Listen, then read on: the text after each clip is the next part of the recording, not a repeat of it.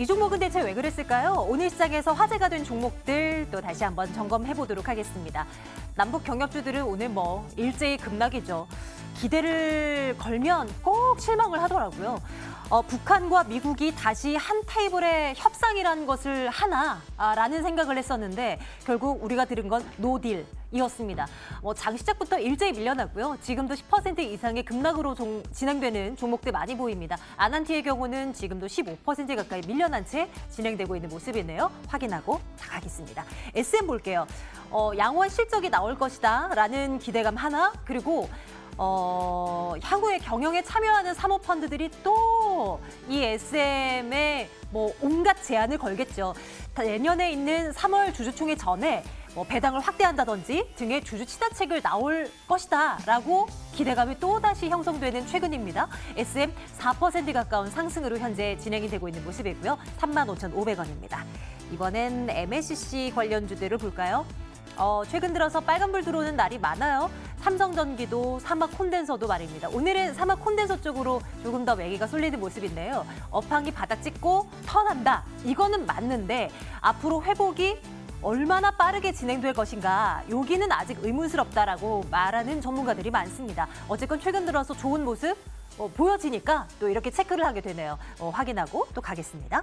정유주들 볼게요. 한동안 내년에 시행된다고 하는 IMO 2020에 대한 수혜를 정유주들이 받아갈 거다. 이런 얘기 속에 지금 매수의 기회다라는 분석이 많았는데요. 최근 들어서는 또 이 얘기가 쏙 들어간 것 같죠. 어쨌건 연말이 다가오는 지금 기대감이 여전히 없지는 않습니다. 다만 좀 우려가 되는 건 실적 여전히 3분기는 물론이고 앞으로도 실적적인 측면에 있어서 다른 업황에 대한 본격적인 턴 이런 얘기는 안 나와서요. 오늘은 SO일 정도가 1% 넘는 상승 기록을 하고 있는 상황이네요. 넷마블 보겠습니다.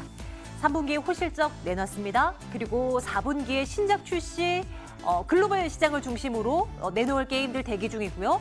또 신작 게임에 대한 출시도 또 대기 중인 상황이고요. 앞으로 전망 괜찮을 거다라고 하는데 오늘 음봉 발생이네요. 장중 한때는 또 강하게 튀어오르나 했는데 지금도 그래도 약하진 않습니다. 4% 넘는 강세권 놓여있는 모습인데요. 대응 전략 챙겨보도록 할게요.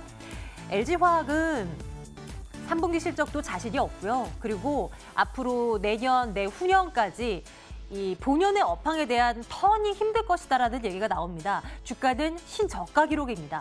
어떻게 봐야 될까요? 28만 8천 원 선 맴돌고 있는 LG화학 대응 전략 챙겨보도록 하겠습니다. 바이오주에 대한 시각 한 번 더 챙겨볼까 하고요. 오늘 헬릭스미스 상한가 기록을 해버렸고요. 신라젠도 강한 모습이었고 HLB도 25% 급등이고 헬릭스미스 임상 자체 성공이다. 이 뉴스와 함께 또 동반 강세를 나타내고 있는 바이오주들인데 어떻게 봐야 될까요? 점검해보도록 하겠습니다. 유한타증권 영업부 송태영 과장과 함께 오늘 말씀 나누겠습니다. 과장님 어서 오십시오. 네, 안녕하세요. 안녕하세요. 바이오주들 먼저 좀 챙겨주세요. 참 어떻게 봐야 할지 기가 찹니다. 이 바이오주들 최근 흐름 보면요. 어떤 시각인지 일단 말씀을 주신다면요. 일단 바이오주들 같은 경우에는 워낙 그 전까지 공매도에 대한 부분이 많이 눌려 있었던 부분이 많았던 것 같습니다. 그래서 그러한 부분에 있어서 어느 정도 환매수가 들어오는 모습이 상당히 강하게 나타나고 있다. 이렇게 먼저 말씀을 좀 드리고 싶고요. 거기에 이런 모멘텀이 살짝씩 나오는 부분도 상당히 긍정적이다라고 볼 수가 있는 게요. 사실 유럽의 암 종양 확해 이후에는 사실 HLB가 오늘까지 생각해 보면 거의 한 100% 정도 상승을 하는 모습을 보였었고요. 신라젠 같은 경우도 오늘 상한가가 들어갔었기 때문에 한 50% 정도. 네. 그리고 헬릭스미스도 오늘 상한가를 들어갔다는 점 감안하게 되면 한 30% 가까이 올라가게 되었는데요. 일단 이 바이오 섹터에서 일단 덩어리가 큰 종목들이 많이 상승을 하다 보니까 그런 부분에서 점차 전반적으로 섹터가 다시 한 번 더 바이오 되나라는 이런 생각이 조금 많아지는 것 같고요. 네. 그리고 또한 투자 심리라는 게 사실 바이오 종목들 같은 경우에 한 번 이 수익이 날 때마다 정말 엄청난 변동성으로서 한 번에 크게 상한가라든지 VI까지라든지 이런 부분까지 크게 올라가기 때문에 그런 부분에서 지금 시장도 어렵고 불확실성이 너무나 높아지는 가운데서 수급이 좀 집중화되고 있는 게 아닌가 이렇게 좀 생각을 해볼 수가 있는 것 같습니다. 특히나 오늘 사실 코스닥 지금 지수만 놓고 보게 된다라면 지금 1%가 남짓하게 못 올라갔었는데도 불구하고 지금 코스닥 150 레버리지 같은 경우에는 거의 7%가 넘게 올라가는 모습 보이고 있거든요. 그만큼 시가총액 큰 거에서 집중된 모습을 보이고 있는데 네. 그중에서도 사실 IT가 오늘 좀 약세를 보이기 때문에 더욱더 바이오 쪽으로 집중된 수급이 들어오고 있구나. 이렇게 보시면 될 것 같고요. 이러한 흐름 예상보다는 조금 더 이어질 수 있을 것 같다. 이렇게 말씀드리고 싶습니다. 그러면 투자 의견 좋아요 주시는 거네요? 네, 투자의 의견 좋아요에 드리고요. 생각보다 지금 이성적인 판단을 하셨을 때에는 사실 매도를 해야 되는 게 아닌가 다 이렇게 생각을 하시게 될 텐데 의외로 이러한 투자 심리를 역으로 이용을 해서 한 번 더 추가적인 상승이 나올 가능성이 상당히 높아 보인다. 이렇게 말씀을 드리고 싶고요. 일단 집중되는 부분이 워낙 강하고 다른 섹터에서 매수 주체가 전혀 보이지가 않아요. 사실 대부분 다 그냥 기관의 매도세가 계속적으로 나오고 있고 그리고 뭐 매수 주체는 뚜렷하게 보이지가 않는데 지금 이런 매수 집중화, 이런 섹터의 집중화 계속적으로 이루어질 가능성이 상당히 높아진다. 이렇게 말씀드리도록 하겠습니다. 바이오주 이렇게 시각을 챙겨보도록 하겠습니다. 뭔가 불안한 거는 매일매일 그랬어요. 하지만 그렇게 매기가 또 쏠리는 걸 어떻게 합니까? 추가적인 상승 가능성은 그래도 일단 열어두고 지켜보자라는 말씀 한번 챙겨듣도록 할게요. 바이오주 점검을 해봤고요. 이렇게 바이오는 급락할 때도 있지만 급등할 때도 있습니다. 그런데 화학주는요. 그냥 자꾸만 빠지기만 해서요. 이제 LG화학 살펴볼 건데요. 앞으로의 전망도 그리 좋지 않다라는 레포트까지 나와 있는 상황이더라고요. 신여가 기록하고 있습니다. 아직 주가가 올라가기에는 무리가 있겠습니까? LG화학 같은 경우에 오늘 사실 신저가를 기록을 하는 모습을 보였었는데요. 말씀을 하신 것처럼 사실 본업도 상당히 안 좋고 거기에 2차 전지 섹터에서도 계속적으로 악재를 보여주고 있기 때문에 그러한 부분 상당히 주가에는 안 좋은 영향을 미칠 수밖에 없다. 이렇게 말씀을 드리도록 하겠습니다. 화학의 일단 본업 같은 경우에는 일단 미중 무역 전쟁이라든지 이런 부분이 해결이 되지 않기 때문에 그런 부분에서 화학에서의 이런 수요가 아직까지 크게 증진될 가능성이 상당히 적다 이렇게 말씀을 드릴 수가 있을 것 같고요. 그리고 유가가 보게 되면은 사실 지금 그렇게 안정화되지 못하고 계속적으로 변동성이 나오고 있는 모습 보이거든요. 네. 그런 부분 감안하게 됐을 때에도 이런 스프레드를 과연 어느 정도나 확보를 할 수 있을지 이런 여부 일단 화학 본업에서 이런 부분이 상당히 안 좋다 이렇게 말씀을 드리고 싶고요. 2차 전지 섹터를 놓고 보게 된다 하더라도 지금 ESS 관련된 화제가 연일 계속되고 있는데 그런 부분에서 LG화학이 만든 배터리가 절반 이상 이 화재가 이루어졌다라고 지금 보도가 되었거든요. 그렇죠. 그런 부분을 감안하게 되었을 때 LG화학이 지금 사실 2차 전지 섹터에서 2차 전지 사업 부분에서 실적이 안 좋았던 부분이 ESS 관련된 이 사업 설치 이 업체들에 계속적으로 보조금을 좀 지급을 했던 부분이 있었었는데 그런 보조금 더욱더 확대될 가능성이 상당히 높다라고 보여지고 있고요. 지금 정부가 비공개적으로 리콜을 요구했다라고 합니다. 그런 리콜 요구 비용이나 이런 부분 감안하게 되면 한 1,500억 정도가 지금 추산이 되고 있는데 네. 이런 부분 만약에 실적에 가미가 되게 된다라면 일단 3분기 실적 상당히 불확실성 더욱더 커질 수밖에 없다라고 말씀드릴 수 있을 것 같고요. 이런 부분이 아무래도 3분기 실적을 제외를 하게 된다 하더라도 4분기 실적까지도 사실 회복세 어떻게 나올지는 사실 조금 더 지켜봐야 된다. 이런 부분이 사실 중론이거든요. 그런 부분 감안하게 되었을 때 일단 LG화학 그리고 2차 전지 섹터 전반적으로 봤을 때 지금 단기적으로 안 좋을 수밖에 없다. 이렇게 말씀드리도록 하겠습니다. 투자 의견은 글쎄의 중론일까요? 의견 드리고요. 그럴까요? 네. 일단 2차 전지 섹터 같은 경우에는 3분기 실적이 대부분 안 좋게 나올 것으로 예상이 좀 되고 있고요. 뭐 에코프로 비엠이라든지 포스코 케미칼이라든지 이런 부분에서 실적의 하향이 계속적으로 일어나고 있다. 이렇게 볼 수가 있을 것 같고요. 이런 부분 어느 정도 무마가 되고 그리고 3분기 실적 확인하고 그다음 내년 상반기에 정말 2차 전지 수요가 증대가 되게 된다라면 그런 부분에서는 조금 접근을 해볼 수 있다. 이렇게 말씀드리도록 하겠습니다. 추후에 때가 될 때 다시 한번 논해보도록 하겠습니다. LG화학은 패스이고요.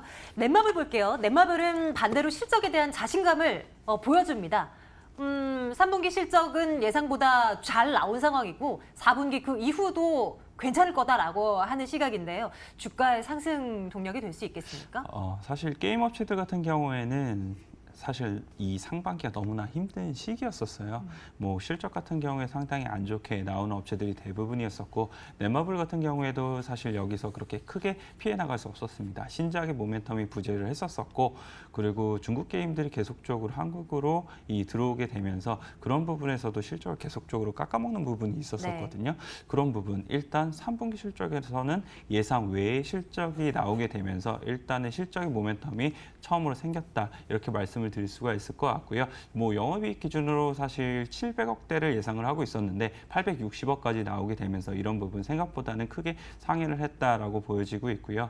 일단 미국에서도 보게 된다라면 이 블리자드 같은 경우에도 계속적으로 주가가 하향 곡선을 그리다가 이 실적이 반등을 하게 되면서 거기서부터 주가의 반등이 일어나는 모습을 보이거든요. 네. 그런 부분 우리나라 게임사에서도 한번 기대를 해볼 수 있지 않을까 이렇게 생각을 해볼 수 있는 것 같고요. 그리고 하반기 때에는 이 넷마블뿐만 아니더라도 다른 이 주요 게임사들 같은 경우에도 신작 모멘텀을 가지고 있기 때문에 업종 전반적으로 상승할 가능성이 상당히 높아지고 있다 이렇게 말씀을 드릴 수가 있을 것 같고요. 그리고 미래의 먹거리인 사실 이 미래의 먹거리가 결국은 이 구글에서 계속적으로 이제 추진을 하려고 하는 이런 스포티파이나 이런 부분이 상당히 더 이루어져야 되는 부분이 있거든요. 과연 그런 부분에 넷마블이라든지 아니면 주요 게임 업체가 어떻게 이 적응을 하는지 이 부분이 사실 향후 주가에는 방향성을 결정할 수 있다 이렇게 말씀을 드리도록 하겠습니다. 지난주에는 썬데이 토즈가 신작 게임에 대한 출시 효과로 인해서 주가가 한번 빵 뛰었었고 오늘은 이제 넷마블 쪽, 넷마블은 또 실적에 대한 확인도 한번 했고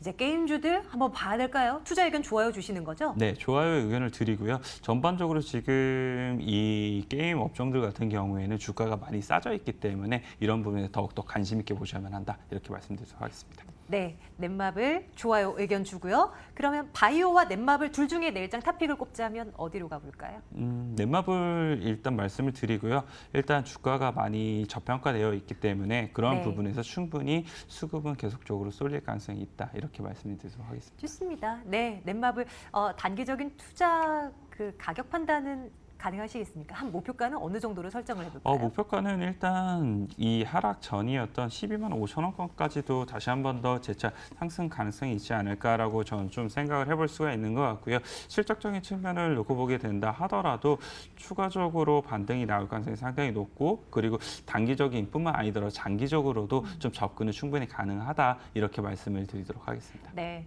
이렇게 차트에서 보는 것처럼 거의 바닥에서 맴돌았던 넷마블 그리고 게임주들입니다. 넷마블 오늘 시작에 내일장 탑픽으로 올려두고요. 그리고 단기적으로도 좀 길게 호흡을 길게 가지고 가서라도 넷마블 앞으로 눈여겨보자라는 내일장 탑픽까지 정리를 한번 해보도록 하겠습니다. 자, 오늘 시장 특징주 정리를 해보았고요. 오늘 유한투증권 영업부 송태형 과장과 함께 말씀 나눠봤습니다. 과장님 고맙습니다. 네, 감사합니다.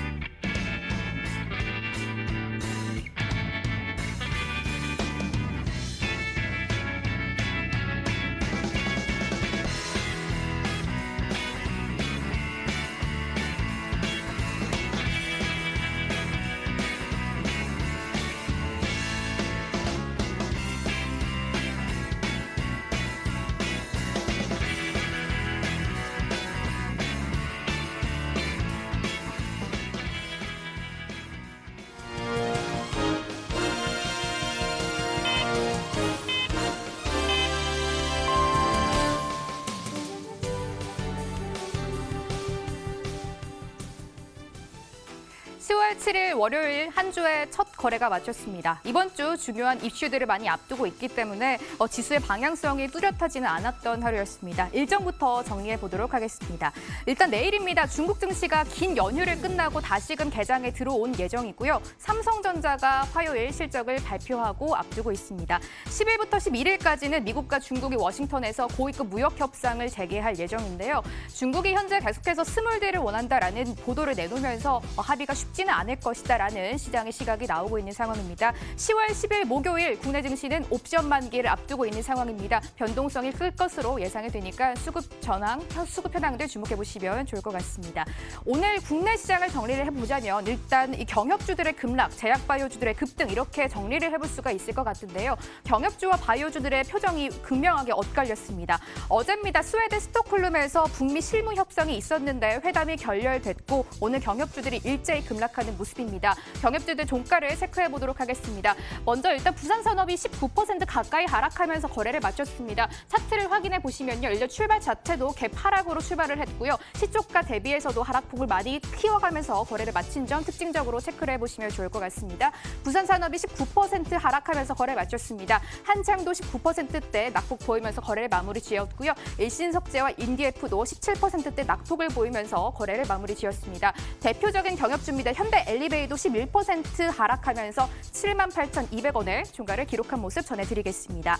마감가 열어보도록 하겠습니다. 10월 7일 월요일에 마감가입니다. 일단 양시장이 나란히 0.5%의 강세권에서 출발을 했는데요. 유가증권 시장 보합권의 등락을 이어가다가 후장 들어서 기관, 특히 연기금이 매수를 전환을 해주면서 주가 방향도 나란히 위로 튼 모습입니다. 코스피는 0.04%의 강보합권에서 거래 마칩니다. 2021.56포인트를 종가로 형성했고요. 코스닥은 그래도 제약바이오주들이 일제히 급등이 나오면서 코스피보다 긍정적인 흐름을 보였습니다. 0.87% 상승하면서 627.22포인트를 종가로 잡았습니다.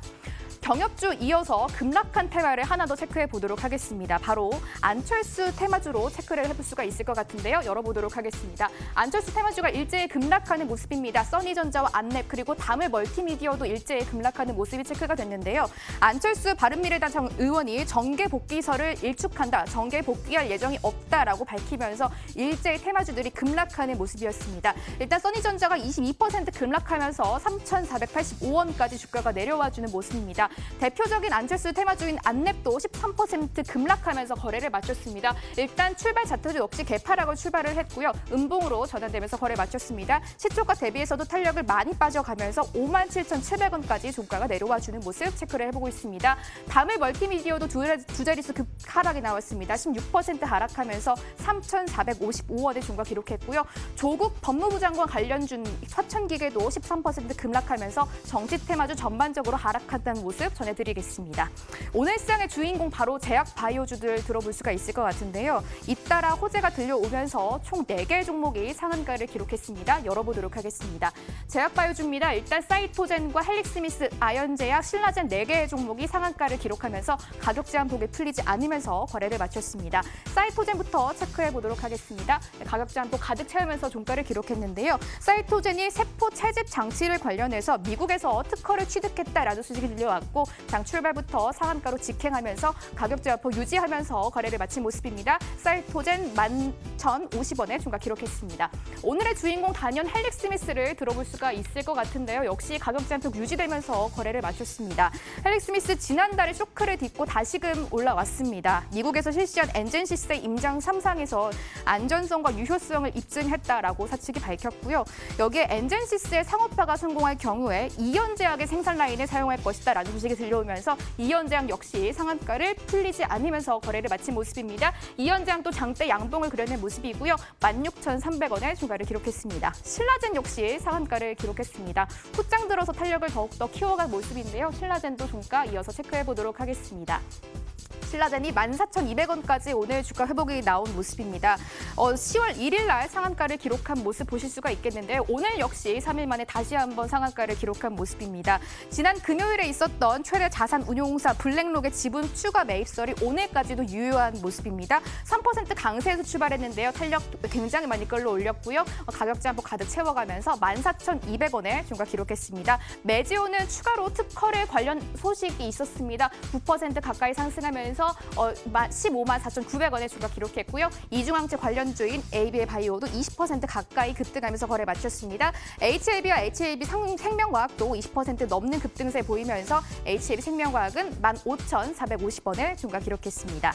삼성전자와 SK하이닉스까지 마지막으로 특징주 체크해 보도록 하겠습니다. 앞서 말씀드렸다시피 이번 주 IT 투톱이 실적 발표를 기다리고 있습니다. 삼성전자 내일 실적을 발표할 예정인데요. 오늘 주가는 약세를 보이면서 거래 마칩니다. 0.5% 하락하면서 47,750원을 중가 기록했습니다. 오늘 IT 투톱은 모두 외국인들이 팔아내고 기관들이 수급을 유입해주는 모습입니다. SK하이닉스 움직임이 없는 채에서 83,300원의 중가를 기록했습니다. 수급까지 마지막으로 점검해 보도록 하겠습니다. 먼저 유가증권시장으로 가보시죠. 외국인이 215억 원 팔아내는 모습입니다. 6거래일 연속 매도를 외치는 모습이고요. 기관이 사들였습니다. 특히 기타 법인과 오늘 연기금에서 장중 매수 전환이 나오면서 기관 426억 원 사들이는 모습입니다. 개인도 역시 외국인과 동반해서 매도 우위를 보였습니다. 코스닥 시장 이어서 수급 점검해 보겠습니다. 외국인들이 사들였습니다. 724억 원 매수하는 모습이고요. 기관과 개인 동반해서 코스닥 시장 매도하는 모습 체크해 드렸습니다.